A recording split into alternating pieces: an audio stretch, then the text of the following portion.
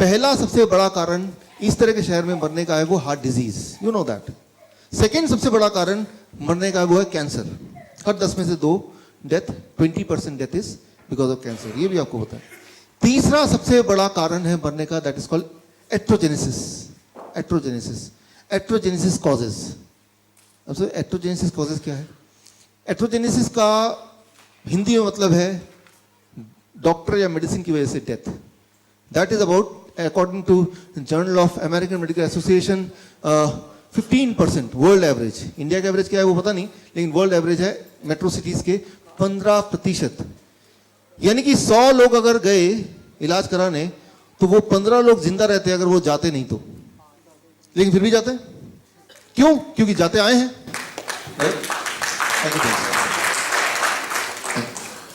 क्योंकि जाते आए हैं। ये तो आंकड़े दिखा रहे हैं, ये मेरे आंकड़े है नहीं, जर्नल ऑफ अमेरिकन मेडिकल। अच्छा, इसको और मैं रोबोस्ट करता हूं। सारी जो सिस्टम चलते हैं मेडिकल की दुनिया में, जो अच्छे महंगे सिस्टम, जो ज्यादा इफेक्टिव सिस्टम है, वो अमेरिका से आते हैं, एलोपैथिक सिस्टम। अमेरिका का हेल्थ आप देखें, अमेरिका दुनिया में सबसे ज्यादा खर्च करता है हेल्थ पे, अपने सिटीजन पे। That you all know, that highest amount of money any country spends on their citizen is America on health. लेकिन अमेरिका की सिटीजन्स की हेल्थ का इंडेक्स अगर हम देखें, अगर हम WHO के उसमें देखें, इट इज रॉक बॉटम। मतलब 70% of American at any point of time they are severely ill, severely obese, right. इसको और थोड़ा इलैबोरेट करता हूं मैं कि 1962 में यूएस में ओबेसिटी था 13%, डायबिटीज था 2.5%, हाइपरटेंशन था जितना भी था, लेकिन हाइपरटेंशन अब देखें 30% इंक्रीज हो गया, डायबिटीज 6.9% हो गया, ओबेसिटी 34% हो गया। अच्छा, एक इंपॉर्टेंट बात यह है कि अगर एडवांसमेंट हो रहा है, ज़्यादा हॉस्पिटल्स आ रहे हैं, टेक्नोलॉजी अच्छी हो रही है, तो बीमारियां क्यों बढ़ रही हैं? वो तो घटनी चाहिए ना, पीपल शुड बी हेल्दी। तो ये है लॉजिक। लॉजिक से मैंने समझाया, लेकिन अब अगर आप बीमार पड़ेंगे तो क्या करेंगे? ब्रेन लॉजिक को बाईपास कर देगा उसी वक्त। ब्रेन बोले छोड़ो लॉजिक, कोई मतलब नहीं है, आप देखो पहले क्या हो रहा था, and brain will follow that, right. So वो आपकी गलती नहीं है, हमारे बॉडी की बनावट, that is how the brain behaves, right. Brain behaves whenever some action, जब भी आपको कोई एक्शन लेना है तो एक्शन लेते वक्त ब्रेन ये नहीं देखता कि लॉजिक क्या है, साइंस क्या है, किसमें हम ठीक हो सकते हैं, किसमें हमारी भलाई है। ब्रेन सिर्फ ये देखता है कि पहले क्या हो रहा है, पहले तो वो बताओ, पहले क्या करते थे आप ये बताओ, कल तक क्या करते थे। चांसेस ये हैं कि जो भी आप कल तक करते थे, जो भी आप देखते आए हैं, चांसेस ये हैं चाहे उससे नुकसान हो रहा हो या फायदा हो रहा हो, you will still do that, right. That is how our brain is programmed and that is what you have to understand. अच्छा, ऐसे में हम करें क्या? तो ये तो सारी सिचुएशन है, राइट। तो इस सिचुएशन को ध्यान रखते हुए what we have to do, so आज उस पर बात कर रहे हैं कि what we have to do. यहाँ से जब घर जाएं तो इस नॉलेज को अंडरस्टैंड करते हुए इसको हम प्रैक्टिकली अपने जीवन में, अपने प्रॉब्लम्स को सॉल्व करने के लिए how we can use it, right. So उस पर हम फोकस करेंगे। अभी तक मैंने समझाया कि चल क्या रहा है, हमारा दिमाग कैसे बना है, हमारी चॉइसेस कैसे बनी है, मेडिसिन कैसे काम करता है, लिवर क्या करता है। अब मैं बताने जा रहा हूँ कि हमें क्या करना है once you go back home. Once you go back home from today what you have to do. ये 4 अक्टूबर को ये बुक लॉन्च हुई वियतनाम में। ये है दुनिया की सबसे बड़ी study on nutrition and human health. Nutrition and human health के बीच का जो कनेक्शन है, उस कनेक्शन पे दुनिया की सबसे बड़ी study, that is called China study. हमारे एजुकेटर्स को पता है, डायबिटीज एजुकेटर हैं यहाँ पे कुछ, या थैंक यू। तो ये आपने हमारे कई सारे ट्रेनिंग प्रोग्राम में नाम सुना होगा, China study, the biggest ever study on human nutrition and the disease connection, right. तो और वो 2005 में बुक लॉन्च हुई चाइना स्टडी के नाम पे। Chinese health department, Oxford University of UK and Cornell University of US, इन तीनों ने मिलकर 20 साल तक स्टडी किया पूरे दुनिया की हेल्थ का और न्यूट्रिशन का जो संबंध है उसको समझने के लिए, और उसको एक नाम दिया चाइना स्टडी, और 2005 में बुक लॉन्च किया। और उसका वियतनामीज एडिशन 2017 में 4 अक्टूबर को लॉन्च हुआ, राइट। वो ये है। सो ये लॉन्च होने से कुछ महीने पहले चाइना स्टडी के पब्लिशर ने मुझे मौका दिया, मुझे कॉन्टैक्ट किया कि जब वियतनामीज भाषा में लॉन्च होगा तो इसमें जो फॉरवर्ड है वो आपको लिखना है। तो इसमें जो वियतनामीज भाषा में लॉन्च हुआ तो द फॉरवर्ड, राइट, आपको मेरा नाम नहीं दिखेगा दूर से, forward, I wrote the forward for the Vietnamese language. Thank you. और अभी हिंदी भाषा में शायद जुलाई अगस्त तक आ जाए, तो उसमें भी फॉरवर्ड मैंने लिख के दिया है चाइना स्टडी के पब्लिशर को, राइट। सो द बिगेस्ट, दुनिया की सबसे बड़ी स्टडी न्यूट्रिशन एंड डिजीज पे। तो मैं इस सब्जेक्ट पे पिछले 10 साल से ऑलरेडी काम कर रहा हूँ, राइट। ये इनके जो साइंटिस्ट है टी. कोलिन कैम्पबेल, इनसे जुड़ा हुआ हूँ। सो यहाँ से मैं कुछ क्लू ले रहा हूँ कि यहाँ से घर जाके क्या करें, राइट। बहुत सारी चीज़ें जो हमारे एजुकेटर ऑलरेडी उनको पता ही है, लेकिन आज कुछ नई चीज़ें। इसको सिंप्लीफाई करने के लिए मैं आपको एग्जाम्पल दे रहा हूँ। इमेजिन कीजिए कि आज एक नया मेडिसिन, एक नई मेडिसिन का लॉन्चिंग होता है। ये गैदरिंग है, ये प्रेस कॉन्फ्रेंस है यहाँ पे, और आज अनाउंसमेंट होता है कि एक नया मेडिसिन आ गया। इमेजिन कीजिए थोड़ी देर के लिए, राइट। और उस मेडिसिन की खूबी बता रहा हूँ। मान लीजिए मैं मार्केटिंग एजेंट हूँ एक उस मेडिसिन कंपनी से, और मैं आता हूँ, भाई मैं आता हूँ यहाँ से, आप सबका स्वागत है कि आप यहाँ पे आए, और आपको जान के खुशी होगी कि आज हम एक बहुत ही बड़ी उपलब्धि को हासिल किया, क्योंकि आज हम एक नया मेडिसिन लॉन्च करने जा रहे हैं। उस मेडिसिन को लॉन्च करने से पहले मैं उसकी खूबियों से आपको मिलाता हूँ। उसकी क्वालिटी है कि 95% तक के कैंसर के रोग वो ठीक कर सकता है। उसकी दूसरी क्वालिटी है कि वो प्रिवेंट कर सकता है हार्ट अटैक, ब्रेन स्ट्रोक को, और इवन हार्ट डिजीज को वो रिवर्स कर सकता है, यानी कि ठीक कर सकता है। अगर वो डायबिटीज को पूरी तरह ठीक कर सकता है। उस मेडिसिन का डब्बा आप यहाँ पे देख रहे हैं, उसका नाम है WFPB, शॉर्ट फॉर्म में वो मेडिसिन, राइट। अच्छा, तो आप पूछेंगे कोई साइड इफेक्ट तो नहीं है? इतनी सारी खूबियां हैं। हाँ, साइड इफेक्ट भी है, उसके बारे में बताता हूँ मैं आपको। यूं मानिए मैं आपको इन्फ्लुएंस कर रहा हूँ, मैं आपको बेचना चाहता हूँ मेडिसिन आपको, राइट। तो पहला साइड इफेक्ट है कि वो वेट अगर किसी का ज़्यादा है तो कम हो जाएगा, कम है वेट, किसी का ऑलरेडी बहुत पतला है तो वो मोटा होने लगेगा, पहला साइड इफेक्ट। दूसरा साइड इफेक्ट है कि अगर वो मेडिसिन खाते हुए किसी को माइग्रेन पहले से था, एक्ने था, इंटेस्टाइनल डिसऑर्डर था, जुकाम वगैरह लगता था, तो वो भी अपने आप ठीक हो जाएगा। उस मेडिसिन का एक और साइड इफेक्ट है कि एनर्जी लेवल पूरे दिन बहुत स्ट्रांग रहेगी। और एक और है कि अगर किसी को इरेक्टाइल डिस्फंक्शन की प्रॉब्लम थी तो इस मेडिसिन का साइड इफेक्ट है कि वो भी ठीक हो जाएगा। तो ये तो रहे साइड इफेक्ट। अब आपको डिसाइड करना है, मान लीजिए आप जेन्युइनली चाहते हैं कि ये मेडिसिन मैं लूं कि नहीं लूं, तो डिसाइड करते वक्त आप कुछ फैक्टर्स दिमाग में रखते हैं कि तभी जैसे आप ट्रीटमेंट लेने जाते हैं कि मैं इधर जाऊं कि उधर जाऊं, इस हॉस्पिटल जाऊं कि उस हॉस्पिटल, इस डॉक्टर के पास जाऊं कि उस डॉक्टर के पास। तो दिमाग में कुछ फैक्टर्स आते हैं जिसकी बेसिस पे आप डिसाइड करते हैं which medicine, which treatment should I take. तो वो कौन कौन से फैक्टर्स हैं? आप मुझसे मान लीजिए पूछ रहे हैं, चलो ये सब तो ठीक है, लेकिन मुझे ये खरीदना ही नहीं कि नहीं खरीद रहा हूं, उसके लिए कुछ फैक्टर्स हैं। Criteria to decide which treatment to choose. जब भी आप कोई ट्रीटमेंट चूज करते हैं, जब भी आप मेडिसिन चूज करते हैं या ये मेडिसिन भी चूज करेंगे, तो पहला 3 चीजों पे आप सवाल पूछेंगे। कितनी जल्दी ठीक कर सकता है ये? आपने बोला कैंसर ठीक कर देगा, लेकिन कितनी जल्दी?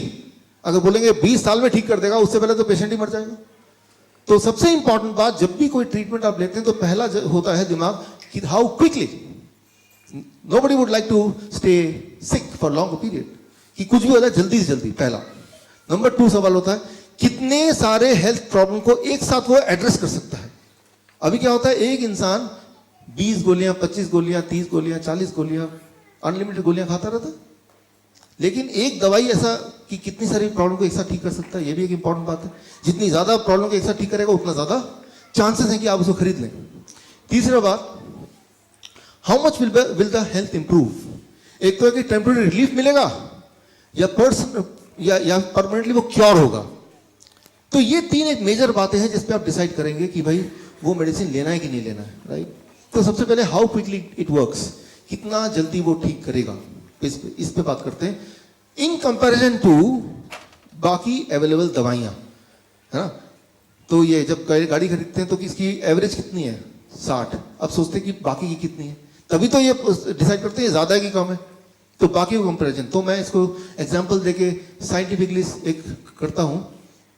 2006 में एक दवाई आई थी रेनोलाजीन, और ये दवाई थी, अभी भी है, एंजाइना, हार्ट, दिल के दर्द होगा तो डॉक्टर पास जाएंगे, ये अगर दवाई देंगे तो ये दवाई कोई 6 हफ्ते तक खाएगा तो फिर उसके हार्ट का जो पेन है, जो एंजाइना, वो कम हो जाएगा। और ये सबसे ज्यादा फास्टेस्ट टाइम, मतलब 1.5-2 महीने लगेंगे तब भी, और उसके बाद कम होगा। लेकिन साथ में साइड इफेक्ट भी इसके अपने हैं, हेडेक हो सकता है, कॉन्स्टिपेशन हो सकता है, डिजीनेस, नॉसिया हो सकता है। उसके मुकाबले मेरी जो दवाई है, जो मैं भी लॉन्च करने वाला हूं, वो 1 से 2 हफ्ते के अंदर ही वो एंजाइना को गायब कर देगा, पहली बात। दूसरी बात, इसका कोई साइड इफेक्ट नहीं है, राइट। तो क्लियरली, और साइड इफेक्ट है तो वो पॉजिटिव वाले हैं, तो क्लियरली इसमें तो मैं पास हो गया कि ये ज्यादा इफेक्टिव है, ज्यादा क्विक है, राइट। अब आता है कितने सारे हेल्थ की बीमारियों को एक साथ ही एड्रेस कर सकता है। कैंसर को 9 महीने में ठीक कर देगा, हार्ट डिजीज को 1 से 3 महीने में, ओबेसिटी को 1 महीने में, ब्लड प्रेशर को 7 दिन में कंट्रोल कर देगा, ब्लड शुगर है तो 3 दिन में कंट्रोल कर देगा, राइट। तो ये काफी प्रॉमिसिंग लग रहा है, राइट। और ये सब मैं नहीं बोल रहा हूं कि मैं बोल रहा हूं, ये ऑलरेडी साइंटिफिकली प्रूवन है। अच्छा, किसने प्रूव किया? उसका नाम मैं आपको बता दूं, डीन ऑर्निस। अच्छा, डीन ऑर्निस कौन था? जब बिल क्लिंटन प्रेसिडेंट थे तो डीन ऑर्निस उनके डॉक्टर थे, जब ओबामा प्रेसिडेंट थे तो व्हाइट हाउस के डॉक्टर डीन ऑर्निस थे, अब भी व्हाइट हाउस के डॉक्टर डीन ऑर्निस हैं। डीन ऑर्निस हैं जो हाई प्रोफाइल लोगों का और अपॉइंटेड डॉक्टर हैं यूएस के पार्लियामेंट में, राइट, वहां के ऑफिशियल डॉक्टर हैं डीन ऑर्निस। और उन्होंने प्रूव किया, क्योंकि वो इस पैनल में ऑलरेडी हैं, राइट, कि anybody who adopt this medicine, तो ये वाकई में होता है। और ये जर्नल में छपा भी, राइट, द लैंसेट 1990, ये छपा भी। और सिर्फ हार्ट डिजीज नहीं, बाकी चीजें भी छपी। मैं तो सिर्फ एक एग्जांपल दे रहा हूं बिकॉज समय थोड़ा लिमिटेड है, राइट। सो फर्क सिर्फ इतना है कि ये जो मैं बता रहा हूं WFPB, ये कोई दवाई नहीं है, ये एक फूड पैटर्न है कि कोई भी फूड इस तरह से खाएगा तो इतने दिनों में ये सारी उपलब्धियां उसको मिल सकती हैं।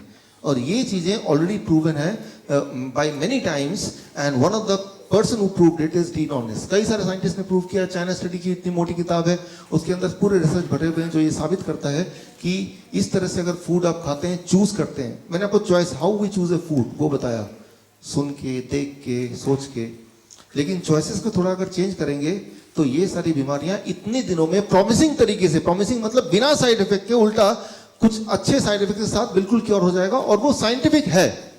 अच्छा, तो अब ये बात आती है कि अगर ये इतना प्रॉमिसिंग है, इतना साइंटिफिक है, ऑलरेडी प्रूवन है, और साइंस में भी है, बुक में भी है, इवन यूएस में लीगल भी है ये, मतलब इंश्योरेंस भी मिलता है इसके अगेंस्ट। कोई बोलेगा कि मुझे ये वाली मेडिसिन खरीदनी है, मतलब ये वाले पैटर्न से मुझे अपने को ठीक करना है, तो उसके लिए भी इंश्योरेंस का वो हकदार है, यूएस में ऑफिशियल है। तो वो अभी कुछ समय पहले हुआ है बस, लेकिन अब है। अगर ये वाकई में इतना इफेक्टिव है तो ये फैला क्यों नहीं? Why it is not spread? Government इसके बारे में बताती क्यों नहीं? हमें पता क्यों नहीं है? देखिए, किसी चीज का सच्चा होना या अच्छा होना या साइंटिफिक होना इज नॉट द क्वालिफिकेशन कि वो लोग अडॉप्ट कर लें। मैं आपको उदाहरण दे रहा हूं, आप एक एग्जांपल दे रहा हूं to make you understand. Copernicus आप जानते हैं, जिन्होंने पहली बार बोला था कि अर्थ के चारों तरफ सन नहीं घूमती, सन के चारों तरफ अर्थ घूमती है। और इस बोलने की वजह से उनको बॉयकॉट कर दिया गया था, उनको पब्लिकली रिडिकुल किया गया था, उनकी बुक को छपने से रोक दिया गया था। जिस दिन वो मरे थे बस उसी दिन उनकी बुक छप के आई, उनके हाथ में आई, and that was the last day of his life, right. तो उन्होंने ट्रुथ बोला, साइंटिफिक रूप से वैलिडेट किया, लेकिन लोगों ने उसको नहीं माना। तो क्योंकि एक ट्रेंड दिमाग में चला आ रहा था सालों साल से, हजारों साल से, कि अर्थ सेंटर है और सन उसके इर्द गिर्द घूमता है। तो एक जो पहले से चला आ रहा है उसको बदलना सिर्फ लॉजिक से नहीं बदलेगा, राइट, ट्रुथ से नहीं बदलेगा, it will take some time, right, तभी लोग अडॉप्ट करते हैं। तो वो हमने हिस्ट्री में भी देखा है। लेकिन कुछ लोग ऐसे हैं जो इन्फ्लुएंस नहीं होते पुराने एक्सपीरियंस से, जो साइंस को एकदम लेके अडॉप्ट कर लेते हैं, आप और हमारी तरह कुछ लोग, राइट। बाकी लोग फिर धीरे धीरे धीरे धीरे उसको अडॉप्ट करते हैं। तो ठीक इसी तरह से यहां पे मैं ये बताना चाह रहा हूं कि एक इस तरह का पैटर्न है जिसे WFPB बोलते हैं, and that can really do this, और हर बार हर एक के लिए, राइट। तो अब एक्चुअली ये क्या है और हमें क्या करना है उस पर हम आते हैं। It is a nutritional food, the talking food, जिस तरह से टाइगर खाता है कि चूज द फूड इन सच ए वे, वो दाने दाने पे लिखा खाने वाले का नाम, कि बॉडी के जिस ऑर्गन को जिस वाली न्यूट्रिशन की जरूरत होगी वो बॉडी खुद ही लेगा। सिर्फ उस टाइगर की तरह हमें चूज करना राइट फूड। वो चूज करने के पीछे का जो एक लॉजिक है या अंडरस्टैंडिंग है, उसको थोड़ा सा मैं आपको समझाना चाहता हूं। अभी क्या अंडरस्टैंडिंग है उसको कैसे थोड़ा सा बदलना है। देखिए, फॉर एग्जाम्पल अभी की अंडरस्टैंडिंग क्या है कि हमें we have to take carrot, इसमें बहुत विटामिन सी होता है। अच्छा, हमें ऑरेंज खाना चाहिए क्योंकि इसमें विटामिन ए होता है, कैरेट में ऑरेंज विटामिन सी होता है। दूध, इसमें बहुत ज्यादा कैल्शियम होता है। ये है अभी की लॉजिक अंडरस्टैंडिंग। दूध नहीं पिएगा कैल्शियम कहां से मिलेगा? ऑरेंज खा लो तो आपको विटामिन सी मिल जाएगा। This is the current logic जिसपे हम अभी की न्यूट्रिशन साइंस चलती है। अभी जो हमने पढ़ा है, सीखा है, डॉक्टर बोलते हैं, न्यूट्रिशनिस्ट बोलते हैं, किताबें बोलती हैं, वो ये है। अब मैं आपसे एक सवाल पूछता हूं, 2 टाइम आप खाना खाते हैं, मान लो एक इंसान 2 बार खाना खाता है। पहला मील उसमें विटामिन सी 100 mg है, दूसरा मील खाता है उसमें विटामिन सी 500 mg है। तो 500 mg मुंह में गया, पेट में गया, राइट। या ये ले लेते हैं, एक आदमी, यही आदमी पहला मील खाता है, दूसरा मील खाता है, तो किस वाले में ज्यादा विटामिन सी उसके बॉडी में जाएगा? पहले वाले में, दूसरे वाले में? पहले वाले पहले में, दूसरे वाले में, राइट। अब देखिए 3-4 आंसर दे रहे हैं, उनमें से कोई ना कोई आंसर ठीक होना ही चाहिए, राइट। कुछ लोगों को पता है कि यहाँ पे हर चीज का एक उल्टा ही आंसर निकल रहा है, तो उल्टा ही बता दिया कि सीधा तो हो नहीं सकता, जरूर इसमें उल्टा होगा, तो पहले ही वही बता दो। अब समझिए इसको, जब हम कोई भी चीज खाते हैं वो इंटेस्टाइन में जाता है, मैंने आपको बताया था। Now the liver which is the brain, वो डिसाइड करता है कि कितना न्यूट्रिशन की बॉडी को एक्चुअल में जरूरत है, राइट। तो ये भी हो सकता है कि 500 mg पेट में गया और उसमें एक भी mg बॉडी के अंदर गया ही नहीं, डिपेंडिंग ऑन कि उसकी जरूरत बॉडी को है कि नहीं। That is our gatekeeper decide करता है। तो ये कोई लॉजिक नहीं कि हमें ज्यादा विटामिन सी लेंगे तो ज्यादा विटामिन सी जाएगा या कम लेंगे तो कम जाएगा। That logic does not work the way we expect. इसका साइंटिफिक एविडेंस मैं आपको दूंगा, राइट। फॉर एग्जाम्पल एक ऑरेंज लीजिए, आप एक्सपेरिमेंट कीजिए, उसको लैब में दीजिए, उसमें 53 ग्राम अगर फॉर एग्जाम्पल विटामिन सी निकल रहा है। उसी बैच का एक और ऑरेंज लीजिए, उसको भी लैब में दीजिए, उसमें आप देखेंगे 10 गुना ज्यादा भी ऑरेंज विटामिन सी निकल सकता है। मतलब ये सोच कि इसमें इतना विटामिन सी होगा, उसमें उतना कैल्शियम होगा, ये एक रैंडम सोच है। सेम बैच में सेम 2 फलों में 10 गुना भी वेरिएशन हो सकता है। तो अगर हम ये सोचते हैं कि मैंने 10 संतरे खा लिए तो लगभग इतना विटामिन सी चला गया होगा, वो कैलकुलेशन फेल हो जाएगी। उसी तरह से जिस तरह से अगर आप कैलकुलेट करने लगे कि एक्सेलरेशन, वेलोसिटी, बॉल कैच करने से पहले, और फिर आप सोचें अब मैं ज्यादा बेटर कैच कर पाऊंगा, आई एम श्योर कि आप नहीं कर पाएंगे। उसी तरह से तो ये जो कैलकुलेशन है, ये कैलकुलेशन हम करने के लिए नहीं बने। हमारा जो understanding about this very less, and we should not do that calculation, let it happen by the liver, right. उसको करना चाहिए ना कि हमें करना चाहिए। अब देखिए इसको, let me make you understand. जैसे मैंने आपको बताया कि फूड आता है, जब कोई चीज खाते हैं तो कितना उसमें डाइजेस्ट होगा, कितना बॉडी उसको एब्जॉर्ब करेगी, उसमें से भी कितना बॉडी ट्रांसपोर्ट करेगी, उसमें से भी ऑर्गन डिस्ट्रीब्यूशन कितना होगा, और फिर बायोकेमिकल कितने न्यूट्रिएंट जो एक्चुअली काम करेंगे, और कितना बॉडी में स्टोर होगा और कितना बॉडी में रिलीज करेगा। ये एक ऐसी चीज है जो इतना एब्रप्ट है, इतना रैंडम है कि आप उसमें कुछ भी कैलकुलेट नहीं कर सकते, कुछ भी कैलकुलेट नहीं कर सकते। वो उसकी जो अंडरस्टैंडिंग है वो अभी तक इवॉल्व हुई ही नहीं है। तो जब भी कोई बोलता है कि आपको तो दिन में विटामिन सी इतना लेना चाहिए ग्राम, बोलता नहीं है वो हर्बल लाइफ, आपको तो इतना ग्राम विटामिन B12 लेना चाहिए, वो तो फूड से मिलेगा नहीं, तो आप मेरे वो डब्बे से ले लो। फिर आप भी सोचते हैं यार हेल्थ नहीं तो क्या, तो आप अपना पैसे कमाई का कुछ पार्ट उसमें दे देते हैं। हर्बल लाइफ है और what ever it is, right, Nutrilite है। तो वो कैलकुलेशन नहीं हो सकती, राइट। वो कैलकुलेशन एक रैंडम कैलकुलेशन है, उस कैलकुलेशन को बेस हो ही नहीं सकता। बिकॉज जब आप कुछ खाते हैं, जैसे मैंने बताया, कितना बॉडी में डिस्ट्रीब्यूट होने वाला है किसी भी एक पल, वो टोटली एक अलग बॉडी की इंटेलिजेंस है, सेलुलर इंटेलिजेंस। उस इंटेलिजेंस को समझना हमारा काम नहीं है, वो तो बॉडी समझे तो ही ठीक है। लेकिन हमें सिर्फ बॉडी को सपोर्ट करना है, इंटरफेयर नहीं करना है कि चलो हमने एज्यूम किया कि अच्छा वो बोल रहा है कि रोज 50 mg विटामिन सी बॉडी में होना चाहिए, तो मैं 2 टैबलेट खा रहा हूं। Now you are interfering with the body science. वो कुछ इस तरह से होगा, आप ड्राइवर है, आप पीछे की सीट में बैठे हैं, आपको लग रहा है ड्राइवर ठीक से चलाएगा कि नहीं पता नहीं, तो आपने क्या किया, पीछे की सीट में भी एक स्टीयरिंग लगा दिया। ठीक रहेगा ये आइडिया कि ड्राइवर को गाइड करने के लिए स्टीयरिंग पीछे भी, जब मन चाह आपने भी स्टीयरिंग घुमा दिया, क्या होगा? Only one thing can happen, that is accident, that is confusion. Similarly जब आप डिसाइड करते हैं कि मेरा ब्लड प्रेशर इतना है, अरे इतना लगता ठीक नहीं है, तो इसको थोड़ा कम करना चाहिए, तो एक टैबलेट ले लेते हैं। तो आप क्या करते हैं? वही करते हैं कि पीछे वाली सीट का जो स्टीयरिंग है उसको आप कंट्रोल करने की कोशिश करते हैं। तो आगे वाला सोचता तुम चला रहे, मैं क्यों चला रहा हूं। तो बॉडी बोलता है यार तुम ब्लड प्रेशर मैनेज कर रहे हो तो तुम ही करो, right, why should I manage, right. So blood pressure is not that simple. अच्छा देखिए ब्लड प्रेशर क्या है, इमेजिन कीजिए आपके घर में एक टैप है और टैप के नीचे आपने एक पाइप लगा दिया, टैप ऑन कर दिया, पानी जाएगा। अब टैप पाइप को पकड़ लीजिए, दबा दीजिए, फ्लो बढ़ेगा घटेगा? बढ़ेगा ना। वाटर प्रेशर इंक्रीज होगा डिक्रीज होगा? इंक्रीज होगा, राइट। सो जितना डायमीटर कम होगा उतना प्रेशर बढ़ेगा। ठीक उसी तरह से हमारा ब्लड वेसल में जब ब्लॉकेज होता है तो डायमीटर कम होता है कि बढ़ता है? घट गया, तो ब्लड प्रेशर बढ़ेगा ही घटेगा? बढ़ जाएगा। अब दवा से जब आप प्रेशर घटाते हैं तो एक्चुअली हार्ट को वीक करते हैं तो प्रेशर घट जाता है, लेकिन प्रेशर का घटने का मतलब ब्लॉकेज घट गया क्या? तो प्रॉब्लम वहीं की वहीं है, सिर्फ वो पैरामीटर चेंज हो गए, और बदले में क्या हुआ, वो जो इंसान है वो ब्लड प्रेशर घटाने के चक्कर में उसका हार्ट कमजोर हो रहा है। At that cost he is getting the right और एक्सपेक्टेडली राइट ब्लड प्रेशर। तो मैं ये बोलना चाह रहा हूं कि मैं ऐसा नहीं बोल रहा हूं कि हाई ब्लड प्रेशर ठीक है, लेकिन मैं ये बोलना चाह रहा हूं कि अगर हाई ब्लड प्रेशर है भी और लेकिन दवा लेके ठीक कर रहे हैं तो that is something not expected, right.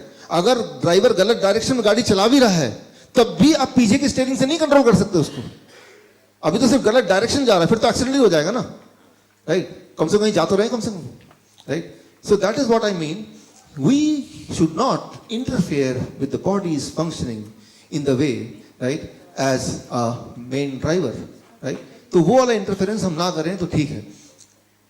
Now एक बहुत नेचर, दुनिया का सबसे बड़ा एक बहुत ही रेस्पेक्टेड प्रेस्टीजियस जर्नल है, a very prestigious journal, it's called nature, right. So nature journal में इन्होंने प्रूव किया कि जब भी कोई न्यूट्रिशन मतलब विटामिन सी हो गया, विटामिन ए हो गया, बीटा कैरोटीन, या फिर और कोई मिनरल हो गया, जब वो फ्रूट्स के या सब्जियों के अंदर रहता है तो उसकी ताकत काम करने की कई गुना 263 टाइम ज्यादा होती है इन कंपैरिजन टू जब उस न्यूट्रिशन को अलग से निकाल के एक टैबलेट में भर के आप उसको खाने लगते हैं। It doesn't work the way it should work. For example, मान लीजिए हम बोलते हैं कि विटामिन सी से इम्यूनिटी बढ़ती है, तो विटामिन सी गोलियां खा रहे हैं। अच्छा, मैं बोल दूं, आपसे पूछूं, गाड़ी जब चलता है तो गाड़ी आगे बढ़ रहा है, इसके लिए कौन रिस्पॉन्सिबल है? मतलब गाड़ी का कौन सा पार्ट की वजह से गाड़ी आगे चलता है? कौन सा? इंजन। तो गाड़ी आगे चलती है बिकॉज इंजन उसको आगे ले जाता है, राइट। अच्छा, ऐसी बात है। तो मैं इंजन को उठाता हूं, बाहर निकाल देता हूं, इंजन को बैठ जाता हूं, क्या अभी गाड़ी आगे मैं आगे बढ़ जाऊंगा? नहीं, वो इंजन तभी आपको गाड़ी आगे ले जाएगा जब वो गाड़ी का पार्ट होगा। अलग से वो बेकार है, पावरफुल है लेकिन अलग से कोई पावर नहीं है उसकी, राइट। इट इज राइट कि विटामिन सी आपकी इम्यूनिटी को स्ट्रॉन्ग करेगी और करती है when it is a part of the whole. जब पूरे उसका एक पार्ट है तभी उसके वो कर सकती है। वो उसको अलग ले लोगे and then you expect the same result, it do not happen, ऐसा होता नहीं है, राइट। सो अच्छा, ये जो सारा मेडिसिन का पूरा ये जो आया है पिछले 50 साल में, ये बना कैसे, right, which we call medical science. Ayurveda को साइंस नहीं बोलते हैं, किसी और को साइंस नहीं बोलते, मेडिकल को साइंस क्यों बोलते हैं? How it came? क्योंकि इसके पीछे का जो बैकअप है वो साइंस का बैकअप है। किस तरह का, मैं आपको एग्जांपल देता हूं। 1922 में, ये बहुत बड़ा एग्जांपल है। साइंस एक बहुत बड़ा जर्नल है नेचर की तरह, बहुत ही बड़ा जर्नल है, मोस्ट रेस्पेक्टेड जर्नल साइंस। इसमें एक रिपोर्ट आई, vitamin E discovered in green leafy vegetable with a major health benefit. ये देखा कि विटामिन ई जो है वेजिटेबल में जो पाया जाता है उससे बहुत ज्यादा हेल्थ अच्छी रहती है। ये एक रिपोर्ट है। और साइंस में जो रिपोर्ट आती है वो भगवान का दिया बनाया हुआ रूल बन गया, मतलब अनचैलेंज्ड, मतलब उसको कई कड़े मतलब ऑब्स्टिकल पास करना पड़ता है तभी जाके वो रिपोर्ट छपती है फाइनली, राइट। बायस्ड रिपोर्ट नहीं छप सकती, ओरिजिनल रिपोर्ट छपती है। तो ये रिपोर्ट के बाद ये देखा गया 1993 फर्दर ये प्रूव हुआ कि ऐसे लोग जिनकी बॉडी में विटामिन ई ब्लड में ज्यादा है होती है उनका हार्ट डिजीज कम होता है। तो पहले तो ये प्रूव हुआ विटामिन ई वेजिटेबल्स में जो है वो हेल्थ के लिए बड़ा अच्छा है। साथ में ये भी प्रूव कर दिया गया विटामिन ई ज्यादा ब्लड में तो हार्ट डिजीज कम। क्लियर? अब आप एक बिजनेसमैन है, आपने क्या किया, ये दोनों रिजल्ट निकाले और तीसरे आदमी को दिखाया जिसको बेचना चाहते हैं, देखो भाई vitamin C is good for health and is good for heart disease. वो मान गया, साइंस जर्नल में आया। आपने क्या किया, अनजाने में या जानबूझ के वेजिटेबल फूड से विटामिन सी निकाला, उसकी गोली बनाई, ये गोली ले लो, राइट। और आपने इसको देख लिया और वो मार्केटिंग वाले ने मार्केट कर दिया और आपने एक्सपेक्ट किया कि भाई अब ये वैसे ही काम करेगा, राइट। तो इससे ये शुरू हुई और ये जेन्युइनली शुरू हुई कि लगा लोगों को, एफडीए को लगा, साइंटिफिक कम्युनिटी को लगा कि ऐसा ही तो होना चाहिए। लेकिन जिन लोगों ने ये दवाइयां लेनी शुरू की उनको ट्रैक करना शुरू किया, ट्रैकिंग एजेंसीज। फिर फाइनली ये रिपोर्ट आया 2008 में, vitamin E in supplements can increase the heart disease, right. Vitamin E supplement form में लेंगे तो हार्ट डिजीज बढ़ेगा, विटामिन ई अगर सब्जियों से डायरेक्ट बॉडी में आएगा तो हार्ट डिजीज घटेगा। Try to understand, same nutrient है but two opposite action depending on how you are taking it. क्या ले रहे हैं ये इंपॉर्टेंट नहीं है, कैसे ले रहे हैं that plays an important major role. लेकिन ये अंडरस्टैंडिंग कब आई मेडिकल साइंस में, ये आते आते 2008 हो गया, अब आ रही है धीरे धीरे, आज से 10 साल बाद पहले, राइट, या उससे भी और थोड़े से पहले, कि क्या ले रहे हैं वो इंपॉर्टेंट तो होगा, लेकिन कैसे ले रहे हैं, कौन से सोर्स से आ रहा है, that is even more important. Rather उसको सप्लीमेंट फॉर्म में लेंगे तो जो एक्सपेक्टेड उसका बेनिफिट था वही उसका नुकसानदेह हो जाएगा, राइट। अब वो नहीं पता, क्योंकि मेडिकल कॉलेज में नहीं, मेडिकल कॉलेज में जो न्यूट्रिशन सब्जेक्ट होता है 7 साल में वो 7 घंटे का होता है, 7 आवर्स, उसी में सारा न्यूट्रिशन साइंस होता है। और बाकी जो पढ़ाई होती है वो ड्रग्स की होती है, दवाइयों की होती है, दवाई का वो हाफ लाइफ डोज, कितना ड्रग्स से लिवर कैसे काम करेगा वो होता है। तो इसीलिए उनको नहीं पता, क्योंकि उनके सिलेबस का पार्ट नहीं है, तो they are not the right person to talk about nutrition. Nutrition एक अलग फील्ड है, medical doctors are different field, they are made to injection देना, दवाई देना, सर्जरी करना, ये उनका काम है, राइट। उनका काम फूड के बारे में नहीं बताना है, न्यूट्रिशन के बारे में नहीं बताना है उनका, राइट। तो उनको पता नहीं होगा क्योंकि उनका सिलेबस का पार्ट नहीं है, राइट। सो और कुछ समय पहले, आज से 10-15 साल पहले तो मेडिकल साइंस को भी नहीं पता था, राइट, साइंस को भी नहीं पता था। बट नाउ साइंस को कैसे पता चलता है, science itself is not science. पहले एजम्पशन होता है कि शायद ऐसा फायदा होगा, फिर कुछ लोग उसको अपनाते हैं, लाखों लोग, फिर उनको ट्रैक किया जाता है सालों साल तक, फिर देखता है ये तो उल्टा हो गया, फिर दैट बिकम्स अ साइंस, फिर रिजल्ट को कोलेट करते हैं, वो रिजल्ट को डिस्प्ले करते हैं, राइट। तो पहले एक एक्सपेक्टेड गोल होता है, शायद ऐसा काम करें, उससे वो जर्नी शुरू होती है, फिर वो 10 साल चलती है, हजारों लाखों लोग उससे पीड़ित होते हैं, फिर वो उसका रिपोर्ट कलेक्ट होता है, फिर वो एक जर्नल में आता है, this is science, right. Science ऐसे होता है, वो मॉलिक्यूलर लेवल में पहले ही पता चल जाए कैसे काम करेगा, वो साइंस नहीं है, उतने इवॉल्व अभी तक टेक्नोलॉजी हुई नहीं है। अब देखिए, ये है journal of American medical association का रिपोर्ट, और similarly vitamin E supplement leads to higher cancer episode. Vitamin E vegetable से आएगा तो कैंसर कम करेगा, लेकिन अगर वही सप्लीमेंट फॉर्म में आएगा तो कैंसर बढ़ाएगा, राइट। सो जितने सारे विटामिन के ऊपर ट्रायल्स हुए, वो सारे ट्रायल्स को मिला दें, एक रिपोर्ट निकालें, तो उसे बोलते हैं मेटा एनालिसिस। और उसमें भी सेम ही बात की जा रही है कि अगर कोई सप्लीमेंट फॉर्म में कोई चीज आप लेंगे तो वो हार्ट की डिजीज को बढ़ाता है, लेकिन कोई नेचुरल फॉर्म में अगर आता है तो हार्ट की डिजीज को घटाता है। तो ये रिपोर्ट भर रिपोर्ट है, और ऐसे कई रिपोर्ट्स हैं। मैं सारे रिपोर्ट अभी दिखा नहीं सकता, लेकिन जो हमारे डायबिटीज एजुकेटर्स हैं, जब यहाँ से जाएंगे आप लोग, जो डायबिटीज, आपको एक कार्ड मिलेगा which is called CME card. उस कार्ड के थ्रू आप इसके और डिटेल रिपोर्ट एक्सेस करना चाहते हैं तो वो एक्सेस कर सकते हैं, those who are diabetes educators, right. So एक और एग्जाम्पल देता हूँ, one last example, beta carotene from fruits and vegetable blocks the cancer growth. Beta carotene अगर फ्रूट एंड वेजिटेबल से बॉडी में जाता है तो वो कैंसर की ग्रोथ को वहीं रोक देता है, 1981, राइट। तो लेकिन इसका मतलब ये नहीं कि बीटा कैरोटीन अगर सप्लीमेंट फॉर्म में लेंगे तो सेम इफेक्ट आएगा, बल्कि इफेक्ट उल्टा हो गया। अगर वो सप्लीमेंट फॉर्म में आएगा तो it increases the death because of cancer by 46%। So the conclusion is, कोई भी चीज जब ले रहे हैं, वही वाला न्यूट्रिएंट अगर नेचुरल फॉर्म में है तो एक अलग ढंग से काम करता है, और वो न्यूट्रिएंट अगर नेचुरल फॉर्म से हटा के अगर वैसे लेने लगते हैं तो वो टोटली उसके उल्टे डायरेक्शन में काम करता है, उल्टे डायरेक्शन में। ऐसा नहीं कि उससे कुछ फायदा नहीं हो रहा है, फायदा तो नहीं हो रहा है, लेकिन उल्टा नुकसान हो रहा है, और वो बहुत ही जबरदस्त नुकसान हो रहा है, राइट। सो तो ऐसे बहुत सारे एग्जाम्पल्स हैं। इसको कंक्लूड करते हैं इस बात को। मान लीजिए एक एप्पल लेते हैं, उसको लैब में डालते हैं, तो एप्पल के अंदर जो न्यूट्रिएंट है वो ये सारे लिस्ट किया हुआ है मैंने, करीब 100 से ज्यादा न्यूट्रिएंट है in apple. There are about 100 nutrient. तो वो 100 न्यूट्रिएंट जब टुगेदर होते हैं आपस में, राइट, तो जाके वो न्यूट्रिएंट आपको वो वाले लाभ देते हैं जो लाभ की आप उम्मीद करते हैं। लेकिन उसके बीच में से अगर विटामिन बी निकाल दिया, एक टैबलेट बना दिया, विटामिन सी निकाल दिया, एक और टैबलेट बना दिया, अब क्या है कि वो ठीक उसी तरह से होगा कि आपको लगता है कि गाड़ी में सोफे में बैठते हैं, गाड़ी का सोफा निकाल दिया, स्टेट निकाल दिया, then again expecting the same result, वो रिजल्ट नहीं आएगा, राइट। इनफैक्ट जब आप एक सेब खाते हैं तो सेब खाने के बाद बॉडी में जितने सारे केमिकल रिएक्शंस होते हैं, वो सारे रिएक्शंस को अगर आप चार्ट में बनाएंगे, राइट, वो चार्ट का 1% इज दिस, 1%,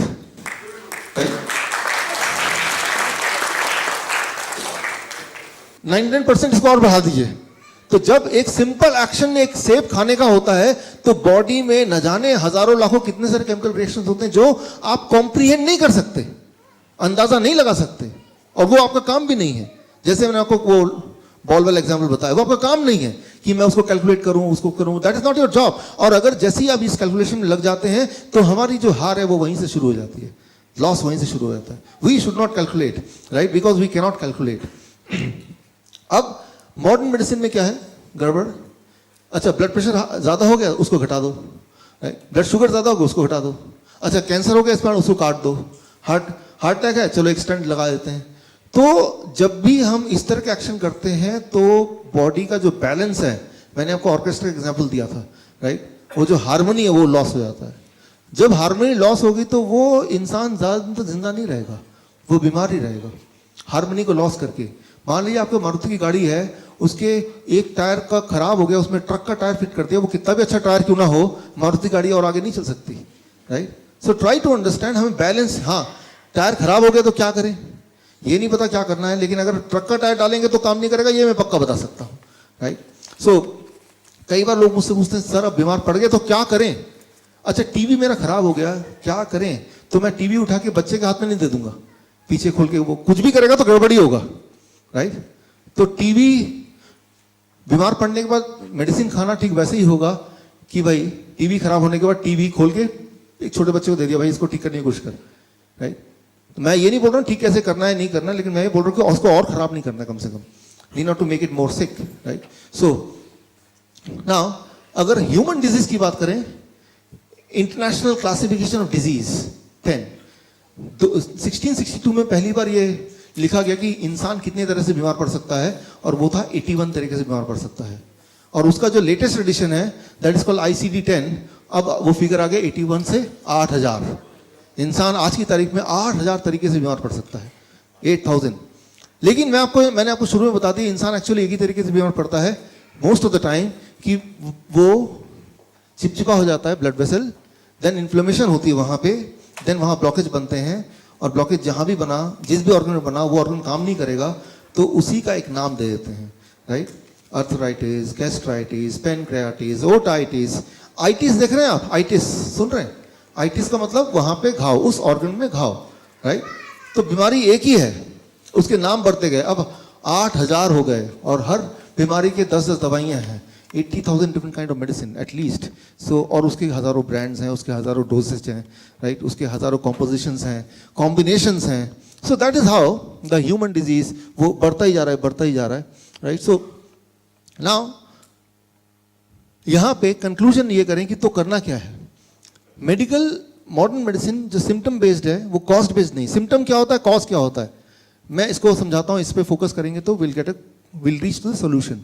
मान लीजिए यहाँ से आप घर जाते हैं, घर जाके देखते हैं, घर जैसे ही एंटर करते हैं, लॉक खोलते हैं, दरवाजा के अंदर जाते हैं, कितनी बदबू आ रही है, पता नहीं बदबू आ रही है, लगता है चूहे मरने की बदबू आ रही है, राइट, रहा नहीं जा रहा बिल्कुल। अब आप जाते हैं दोस्त के पास, किसी डॉक्टर के पास, किसी वैसे तो कोई वेल विशर के पास, घर में रहा नहीं जा रहा, बहुत बदबू आ रही है। वो बोलेगा अच्छा ये परफ्यूम लो, 2 दिन बाद 2 बार छिड़क लेना। 2 बार छिड़कते हैं, बदबू गायब, खुशबू आ रही है, लेकिन उसकी जो इफेक्ट है कम हो गया। वो जो चूहा जो मरा पड़ा था कोने में, वो जैसे जैसे समय बढ़ रहा है वो बदबू कम हुई, घटेगी बढ़ेगी? बढ़ेगी ना, राइट। लेकिन आप देख रहे हैं 2 बार में काम नहीं कर रहा, आपने दोबारा उस दोस्त के पास जाते हैं, यार आपने वो दिया था परफ्यूम, लेकिन यार उसके बावजूद भी बदबू आ रही। बोलेगा इसको 2 बार छिड़क दो तो 4 बार छिड़क लो, 4 बार छिड़कते काम बन जाता है, लेकिन कुछ समय तक, क्योंकि अभी सड़ रहा है वो, थोड़ा और सड़ेगा, राइट। फिर बोलेगा मैं ये इंपोर्टेड परफ्यूम लाया हूं, अब इसको ट्राई करो, राइट। तो लेकिन अगर मैं पूछूं सीधे सीधे कि सोल्यूशन क्या है इसमें, व्हाट इज द सोल्यूशन? अरे भाई वो चूहा ढूंढो, जहां भी उठा के फेंको, प्रॉब्लम इज सॉल्व। तो सिम्टम क्या है, वो जो बदबू है दैट इज सिम्टम। तो सिम्टम को नहीं ठीक करना है। ब्लड प्रेशर बढ़ा हुआ आ रहा है, ठीक नहीं है, तो लेकिन ब्लड प्रेशर बढ़े को नहीं ठीक करना है, वो तो सिम्टम हुआ, राइट। वो हुआ क्यों? स्टोन है, स्टोन को निकाल दिया दोबारा स्टोन हो जाएगा, लेकिन स्टोन हुआ ही क्यों? वो कॉज को ठीक करेंगे तो बॉडी, याद रखिए, जिस चीज को बॉडी बना सकती है उस चीज को बॉडी डिसॉल्व भी कर सकती है। अगर बॉडी ब्लॉकेज बना सकती है तो बॉडी ब्लॉकेज डिसॉल्व कर सकती है। बॉडी स्टोन बना सकती है तो बॉडी स्टोन डिसॉल्व कर सकती है। बॉडी अगर किडनी डैमेज होता है तो किडनी रिवाइव हो सकता है। लिवर तो ऐसा है वो छिपकली की पूंछ की तरह, उसको काट के 2 टुकड़े कर दें तब भी नया लिवर आ जाएगा। तो बॉडी के पास हीलिंग प्रॉपर्टीज हैं, लेकिन हीलिंग करने के जो टूल्स हैं वो टूल्स आपको देने हैं, लाइक द टाइगर, राइट।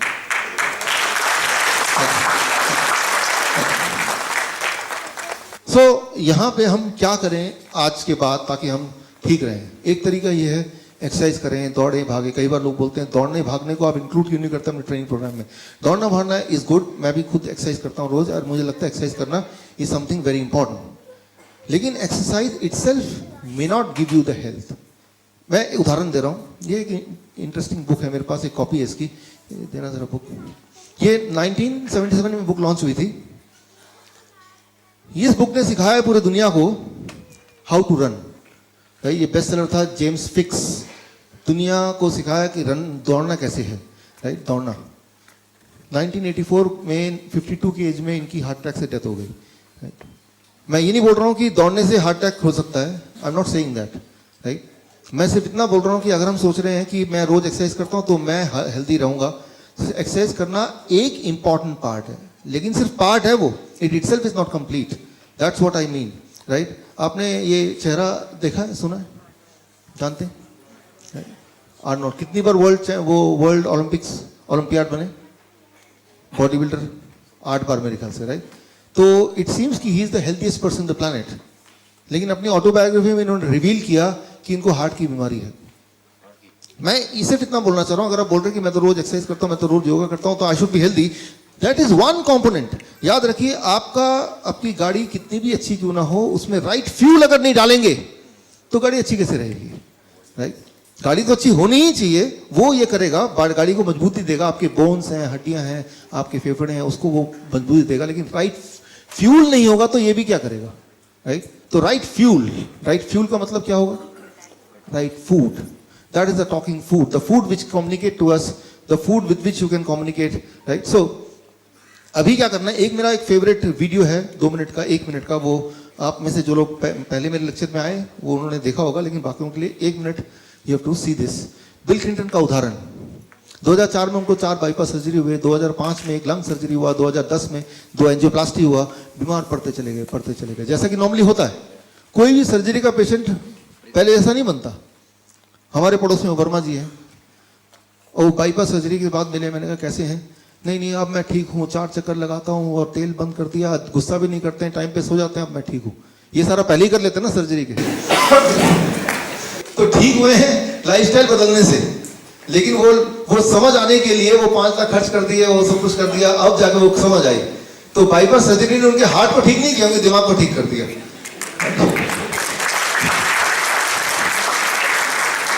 यही सारी बातें पहले बोला कि भैया आप थोड़ा चक्कर लगाओ, थोड़ा गुस्सा कम करो, ठीक टाइम पे सो जाओ, ठीक से खाना खाओ, right. So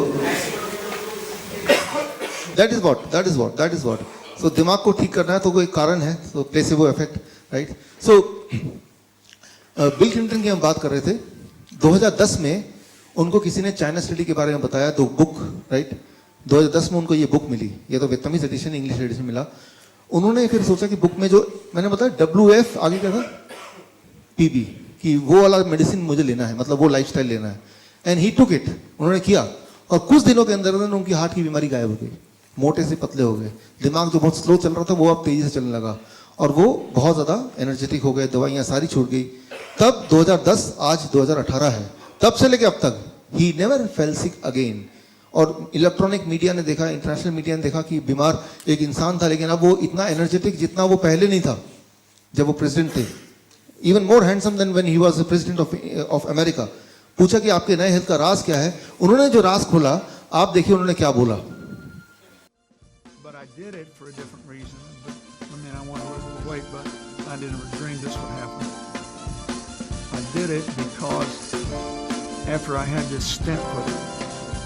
I realized that even though it happens quite often that after you have bypass, if you lose the veins because they're thinner and weaker than arteries, the truth is that it clogged up, which means that the cholesterol was still causing buildup in my vein that was part of my bypass. And thank God I could take the stents. I don't want it to happen again. so I did all this research, and I saw that 82% of the people since 1986 who have gone on a plant-based, no dairy, no meat of any kind, no chicken and turkey. I eat very little fish. Once in a while I'll have a little fish, not often. If you can do it, 82% of the people who've done that have begun to heal themselves. Their arterial blockage cleans up. The calcium deposit around their heart breaks up. This movement has been led by a doctor named Caldwell Esselstyn at the Cleveland Clinic, Dean Ornish in Minoa in California, the doctors Campbell, father and son, who wrote the China study, and a handful of others. But we now have 25 years of evidence. And so I thought, well, since I need to lose a little weight for Chelsea's wedding, I'll become part of this experiment. I'll see if I can be one of those that can have a self-clearing mechanism. We'll see. I hope you're healthy for many years and get to see grandchildren for many years. Me too. come. That's really the big deal. You know why? Hillary and I, we're happy. We love our son-in-law and we admire him, and we'd like to be around if there's grandkids. We want to be there to do our part. Good luck. Thank you. So अभी आपने सुना इन्होंने China study का जिक्र किया, China study का author T गोलिन Campbell का जिक्र किया, इन्होंने बताया किस तरह से उन्होंने डाइट चेंज किया और उसके बाद किस तरह से वो हेल्दी रहे, राइट। सो उन्होंने ये मुहिम बनाया अपने जीवन का कि मैं जहाँ भी जाऊँगा इसको प्रमोट करूँगा, और अमेरिका के स्कूलों में भी जाते हैं, जाके उसको इस डाइट को प्रमोट करते हैं, जो चाइना स्टडी जिसके बारे में आपको बताने वाला हूँ, जिसको मैं WFP बोल रहा था, WFP उसको फुल फॉर्म बताऊंगा मैं आपको। लेकिन उसको गहराई से देखेंगे कि bill Clinton one of the most powerful person on earth, उनको भी इस चीज़ को स्प्रेड करने में बड़ी कठिनाई आ रही है, और क्यों आ रही है, कैसे आ रही है, वो तो बोलने की जरूरत नहीं, इट इज अंडरस्टैंडेबल, राइट। आप तक क्यों नहीं पहुंच रहा है, देयर इज समवन जो कि चाहता नहीं कि ये आप तक पहुंच जाए, but anyway this is your opportunity to take it back home and try it yourself, अपने आप पे कीजिए। So 98% lifestyle according to this book can be prevented and can be cured. Prevented मतलब रोका जा सकता है, क्योर्ड मतलब अगर हो भी गया तो ठीक किया जा सकता है। 98% राइट साइंटिफिकली प्रूवन है, if you can be on WFPB diet, right. ये डाइट क्या है, इसका फुल फॉर्म क्या है? WFPB मतलब whole food plant based diet, इसी नाम से इस बुक में जाना जाता है इस तरह के खाने को, whole food plant based diet. Food coming from plant to be eaten without changing the form.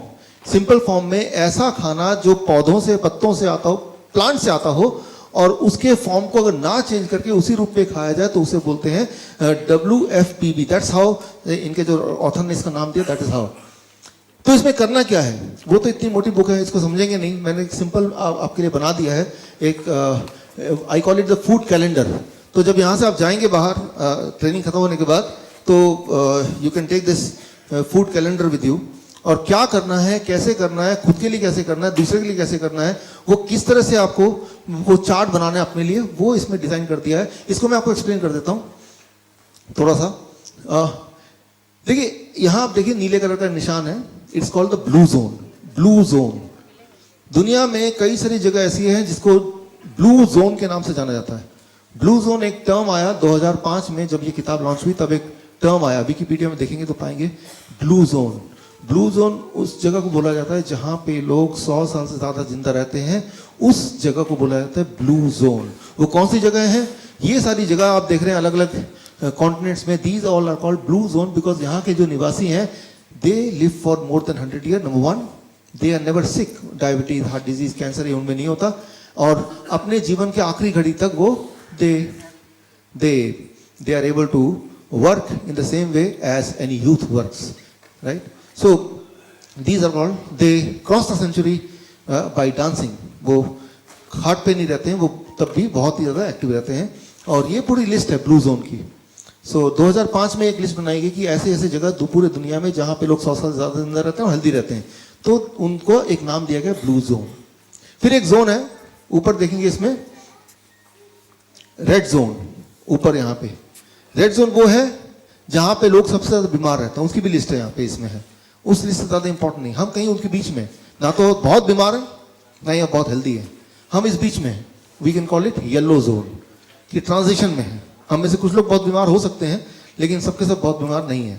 तो ये ब्लू जोन में जो लोग रहते हैं वो क्या करते हैं कि वो इतने हेल्दी, वो भी इंसान है, वो सारे कॉन्टिनेंट में फैले हुए हैं, कोई एक जगह पे नहीं है। अगर कोई बोलता कि एनवायरमेंट की वजह से है, ऐसा नहीं है. They are spread all across the world.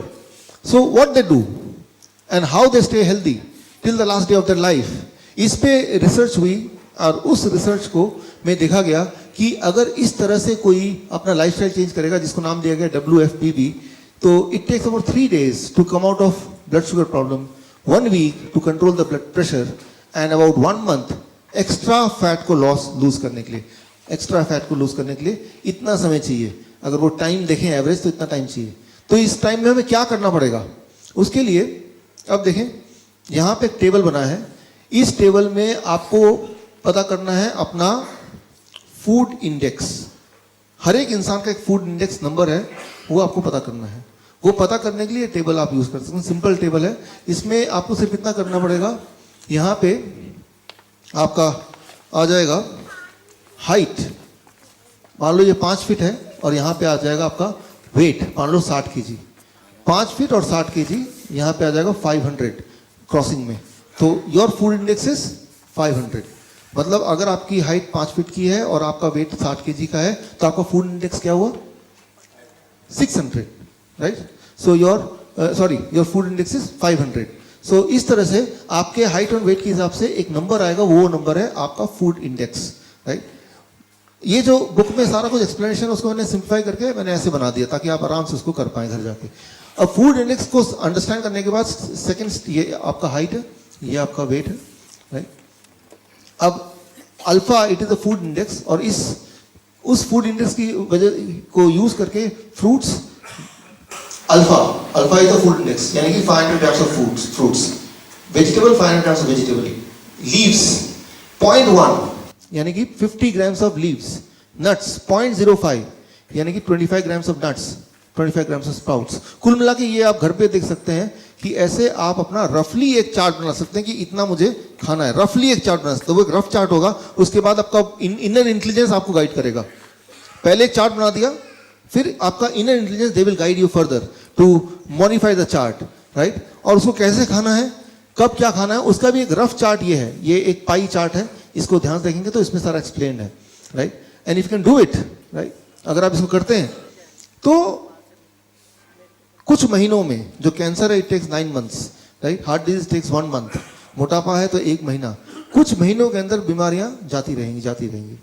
लेकिन इसमें एक गड़बड़ है, उस गड़बड़ को मैं एक्सप्लेन करना चाहता हूं. मैं उदाहरण दे रहा हूं. स्टीव जॉब बीमार पड़े थे 1974-75 में, उनको कैंसर हो गया था. तो तब वो स्टीव जॉब नहीं थे, एक्चुअली एक आम इंसान थे. तो वो इंडिया आए थे, जैसा कि उन्होंने अपने बायोग्राफी में लिखा है, ऑटोबायोग्राफी. और इंडिया आके उन्होंने इस तरह का जो खाना हम बोलते हैं, जैसे नेचुरोपैथी कहते हैं इंडिया में, भारत में, राइट, वो सीखा और वो खाने लगे और वो कैंसर से ठीक हो गए और वो ठीक रहने लगे. फिर 2000 के बाद उन्होंने, जब उनकी पत्नी ने पूछा कि भाई आप इस तरह से खाना क्यों खाते हो, कच्ची खाना खाते हो, कच्ची सब्जी, तो मजाक में उन्होंने रिवील कर दिया कि भाई मुझे तो कैंसर था और मैं ऐसे खाता हूँ. वो जो कैंसर वर्ड सुना, उसकी बीवी ने और उनके दोस्तों ने पकड़ के उनको डॉक्टर के पास भेज दिया हॉस्पिटल में. ये तो कैंसर, और ये क्या कर रहे हैं, तो सारी खतरनाक चीज खा रहे, राइट? तो that I call yellow zone transition. आप देखते हैं ना, येलो जोन का क्या होता है, गाड़ी जब आप ट्रैफिक लाइट में होते हैं, येलो वाला टाइम होता है, उसमें क्या होता है, आप जा नहीं सकते, लेकिन तब हार्ट बीट कम होती, ज्यादा होती है, राइट? तो जाना है, तैयारी कर रहे हैं, बट जा नहीं सकते अभी. तो मैंने देखा जो diabetes educator they will relate to it, कि जैसे ही आप इस डाइट पे आते हैं, जो पेशेंट आता है तो वो येलो जोन में आता है, तब आसपास वाले जो है इन्फ्लुएंस करते हैं, अरे ये क्या कर रहे हो, राइट? आप जाके करेंगे तो बोलेंगे आपके घर वाले जो हैं, आप तो वो हेल्थ की ट्रेनिंग में गए, आप अपना हेल्थ ठीक करना, आप तो दिमाग खराब करके आ गए, राइट? ये क्या कर रहे हो, व्हाट इज दिस? आपने दूध पीने छोड़ दिया इसके हिसाब से, राइट? डेयरी प्रोडक्ट छोड़ दिया, ये दवाई भी छोड़ दी, right? So this called yellow zone, मतलब वो डर वाला टाइम. उस टाइम में आपका बिहेवियर क्या होगा, आपका बिहेवियर एक्सपेक्टेडली क्या होगा, वो ये होगा कि पास्ट में मैं क्या करता था. तो क्या करेंगे आप, छोड़ छाड़ के ब्रेन बोलेगा यार तुम चुपचाप उसी रास्ते पे चलो जैसे चलते आए हो, तो रिजल्ट भी वही वाला आने वाला है जो आया करता था, that you know well, right? If you don't do new action you can not get the new result, right? फिर कुछ दिन बाद मिलते हैं, डॉक्टर साहब मैंने आपको वो सेमिनार अटेंड किया था, मैं तो अभी भी वैसे ही हूँ, लेकिन एक्शन थोड़ा चेंज हुए, सेमिनार तो अटेंड किया था आपने, right? So you have to change your action also, you have to gold enough. मैं आपको एक उदाहरण से समझाता हूँ इस चीज को. देखिए मान लीजिए ये एक वुडन लॉग है, लकड़ी का टुकड़ा है, चलना है, 2 फीट चौड़ाई है, 10 फीट लंबाई है, इसके ऊपर चलना है, चल पाएंगे आप? ऑफ कोर्स चल पाएंगे। लेकिन इसमें 2 स्टूल के बीच में रख दूं, क्या आप तब भी चल पाएंगे? आप बोलेंगे हाँ चल लेंगे भाई। अगर मैं 2 बिल्डिंग के बीच में रख दूं सेम चीज को, स्किल वही है, करना वही है, कोई नई चीज करने नहीं बोला। लेकिन अब आपका जो पास्ट का एक्सपीरियंस है वो इन्फ्लुएंस करेगा। पता नहीं क्या होगा, गिर गया तो क्या होगा, हड्डियां टूटेंगी, कितने टुकड़े हो जाएंगे मेरे, मैं मर जाऊंगा, मेरे तो बच्चे भी हैं, हजारों चीज। That is called the past experience, you influence by the past experience. तो आप बोलेंगे शायद नहीं चल पाएंगे, है ना। अच्छा, मैं एक और सिचुएशन देता हूं कि आपकी आंखों में पट्टी है, एक हेलीकॉप्टर आपको उठाता है, पूरे शहर का चक्कर लगा के आपको वहां पे ड्रॉप कर देता है। आपको ये नहीं बताया जाता कि आपको जमीन पे है कि हवा में, आपको बस एक आवाज सुनाई देती पीछे से, सब ठीक है आगे बढ़ो। चल पाएंगे? और जब आधे तक पहुंचे फिर बोला अपनी पट्टी हटा लो। अब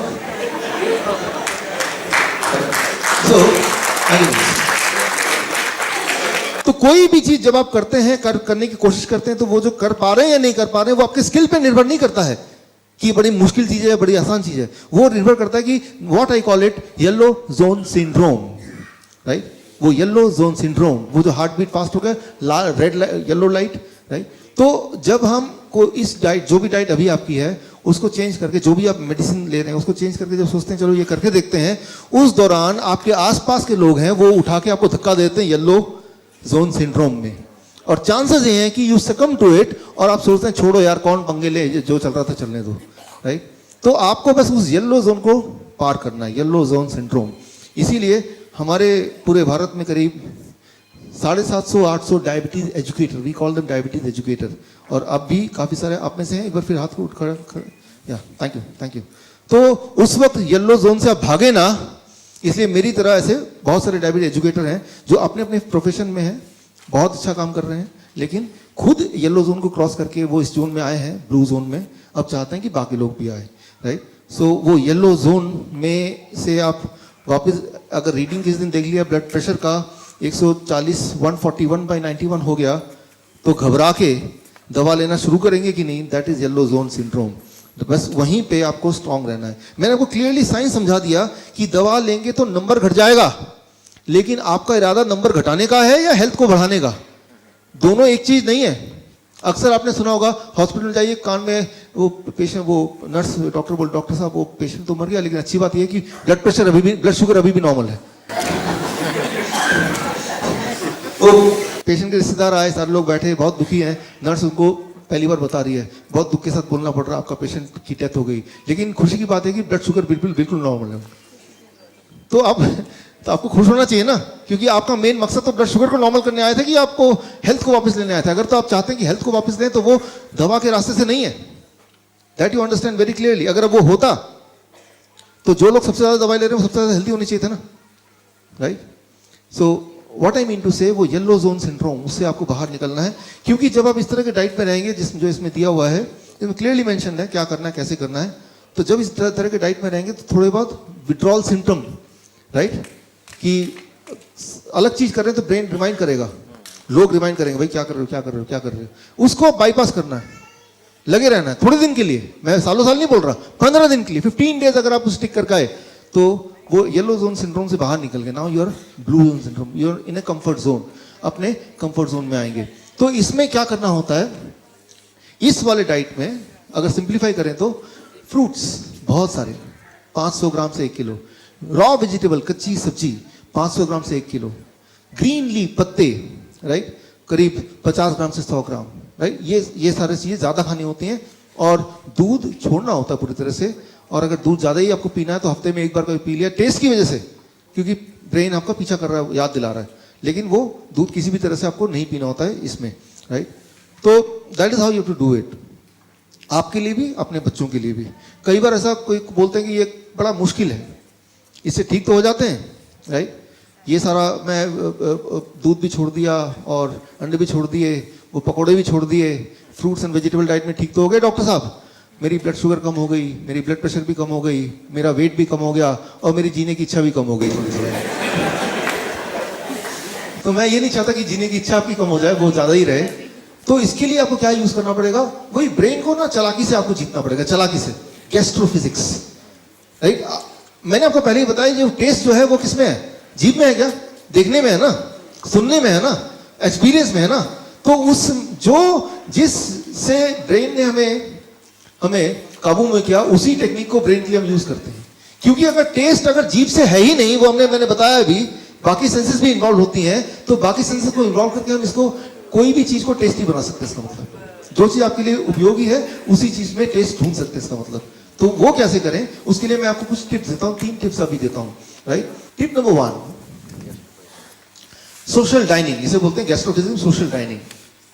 पूरा परिवार अगर एक साथ बैठ के खाएगा और एक तरह का खाना खाएगा तो ज्यादा चांसेस है कि आप इसको कर पाएंगे। तो आप में से वो लोग जो पूरे परिवार मिलके या कम से कम 2 लोग एक परिवार के मिलके तय करेंगे हमें ये करना, तो उनके सक्सेस होने के चांसेस ज्यादा हैं। कोई एक करेगा तो वो सक्सेस होने के चांसेस बहुत कम है। That is called social dining, right. ये according to gastrophysics, if you can do it in a group, then you can succeed by, right, having higher chance of success. तो पहले तो ये कीजिए कि अकेला ना करके 2-4 लोग साथ में। दूसरा, कई लोग मुझे बोलते हैं ये वेजिटेबल है, फ्रूट्स है, ये खाने का मन ही नहीं करता, राइट। मन तो वही करेगा जो सुबह उठते हैं ब्रेड और चाय पीने का मन करेगा, बिकॉज ब्रेन ने वही देखा है। मन कैसे करता है किसी चीज को, उसका एक्सपेरिमेंट कीजिए। मैं आपको एग्जांपल देता हूं कैसे एक्सपेरिमेंट करना है। अब देखिए, घर में कभी आप रखते हैं इसको, ऐसे एक्सपेरिमेंट कीजिए अपने घर में, जिनके घर में छोटे बच्चे हैं, ऐसे रख दीजिए टेबल के ऊपर। छोटा बच्चा को देखेगा, एक दिन खोलेगा, खाने की कोशिश करेगा। नॉर्मली हम क्या करते हैं, कोई पुराने से एक बास्केट में उसको फ्रूट्स को ठूस के रख देते हैं कहीं पे भी, राइट। तो याद रखिए, देखने से, डिस्प्ले से, right, the science, the second tip is कि कोई भी चीज को, फ्रूट्स, कोई भी फूड को अगर आप लगातार देखेंगे कुछ समय तक, तो वो देखने से एज इफ की food is talking to you. धीरे धीरे आपका ब्रेन बोलेगा यार ये बड़ा टेस्टी है, बोलेगा ही बोलेगा, राइट। कोई भी चीज जो आप देखेंगे, चाहे वो पहले टेस्टी नहीं था, लेकिन वो डिस्प्ले में रखा हुआ है, आप उसको देख रहे हैं। अब देखते हैं ना वो रेस्टोरेंट कैसे खाना बेचते हैं, राइट। तो केले वाला उस खाने को सजा के नहीं रखता, ठेले में रख देता है, राइट। ठेले में चिप्स ऐसे ही पड़े हो, आप खाएगा कोई बच्चा, राइट। तो वो display plays an important role, because अब आपको पता है कि जब आप खाते हैं जीभ से नहीं खाते, एक्चुअली आंखों से खाते हैं पहले, राइट। तो अपने घर में एक चेंज कीजिए, वो ना केवल बच्चों के लिए, खुद के लिए भी चेंज कीजिए कि जब भी घर में कोई फल और सब्जी आए तो उसका डिस्प्ले ठीक कीजिए, right? It should be prominently displayed because that plays a very very important role whether you will choose that food or not. Display का बहुत important महत्व है, right? So उसको अब कैसे डिस्प्ले करेंगे वो आप तक है, that you will decide. I will not decide. मैं तो एग्जाम्पल दे रहा हूँ, right? So this is and then yeah. एक सिंपल आइडिया, जो चीज आप खाना कम चाहते हैं कि ये चीज ना खाई जाए, ये चीज टेस्टी लगती है लेकिन ये ठीक नहीं हेल्थ के लिए, तो the third tip of gastrophysics says, जो चीज कम खाना चाहते हैं या आप चाहते हैं कि आपका बच्चा जो है वेजिटेबल्स एंड फ्रूट्स ज्यादा खाए, राइट, तो उसको प्लेट के साइज को बड़ा कर दिया, तो वो खाना कम हो गया। आंखें देख रही है कम खाना है, खाना उतना ही है या ज्यादा है, बट आंखें क्या देख रही है, पहले डिसाइड पेट भरा कि नहीं भरा, वो आपका स्टमक नहीं बताता, कौन बताता है? पहले आपकी आंखें बताती है कि मैंने इतना खाना खाऊंगा तो मेरा पेट भरेगा, उसके बाद स्टमक, ब्रेन का बारी बाद में आती है। Your eyes decides whether your stomach is full or not. तो आंखों को धोखा देना है। बड़ा प्लेट, इतना बड़ा प्लेट, तो जितना क्वांटिटी रखेंगे वो कम ही लगेगा, राइट। तो योर चांसेस कि आप उसको पूरी तरह खा जाएं, देखिए अपने ही ब्रेन को, ब्रेन के ही नियम से हम उसको, ब्रेन पता है, ब्रेन को ये पता चल जाएगा यार ये तो वो ट्रेनिंग में गया था और वहीं सीख के आया और मुझे धोखा देने लगा, लेकिन ब्रेन फिर भी सपोर्ट करेगा उसके बावजूद भी, क्योंकि ब्रेन को पता है यार, brain is a servant actually, उसको पता है कि मेरा काम है अल्टीमेटली इनको सपोर्ट करना, तो brain will support you, right. तो जब आप अपने बच्चे को भी देंगे और चाहते हैं कि ये चीज बच्चा जरूर खाए, तो प्लेट का साइज बड़ा और चीजें फिर रख देंगे तो वो उसका पेट देर से भरेगा। और जो चीज चाहते हैं कि बच्चा खाए ना, इतना छोटा सा प्लेट, वो बाहर निकल के गिर रहा है, राइट। तो बच्चे को, ब्रेन, आंखें बोलेंगी ये इतना ज्यादा है, तो थोड़ा सा खा के भी लगेगा कि अब खाने की इच्छा पूरी होती है। So these are the small things which you have to take care. ये दिस इज कॉल्ड गैस्ट्रोफिजिक्स। ये अपने आप में एक बड़ा सब्जेक्ट है। जो डायबिटीज एजुकेटर्स हैं, तो CME कार्ड जो मिलेगा उसमें आपको पूरा इलोबरेट जो चाहिए पूरा आपको उसके अंदर मिल जाएगा, या फिर कभी दोबारा कभी ट्रेनिंग का मौका मिलेगा तो एक बार सिर्फ हम इस सब्जेक्ट पे ही, science of choosing the food, right, how we choose. आज मैंने आपको आइडिया दिया, when we choose the food it the taste doesn't matter. When we choose the food, many other things matters, which has nothing to do with the taste itself. तो size तब test matter नहीं करता, कई सारी ऐसी चीज matter करती है जो हमने कभी सीरियसली लिया भी नहीं, जैसे कलर मैटर करता है, हालांकि we can not eat the colour, right. जैसे साइज मैटर करता है, जैसे जैसे उसकी आवाज़ मैटर करती है, जो हमने कभी देखा नहीं, राइट, लेकिन वो मैटर करती है और वो अच्छी तरह से मैटर करती है, right. So when you decide the food, तो फूड कौन सा टेस्टी है कौन सा टेस्टी नहीं है, वो फूड इटसेल्फ की रिस्पॉन्सिबिलिटी नहीं है। आपका ब्रेन वैसे ट्यून्ड है, और अगर वो ब्रेन की ही बात है तो वो तो आप चेंज कर ही सकते हैं। इट इज़ वेरी फ्लेक्सिबल, तभी ब्रेन को बोलते हैं brain is elastic, it is not plastic. Plastic वो होता है जो बदल नहीं सकता, इलास्टिक वो होता है जो चेंज हो सकता है। So be elastic. Thank you friends, thank you, thank you, thank you. So आपने ध्यान से सुना और मुझे बोलने का मौका दिया, दोबारा भी मौका देंगे, मैं ऐसा उम्मीद करता हूँ। ऑल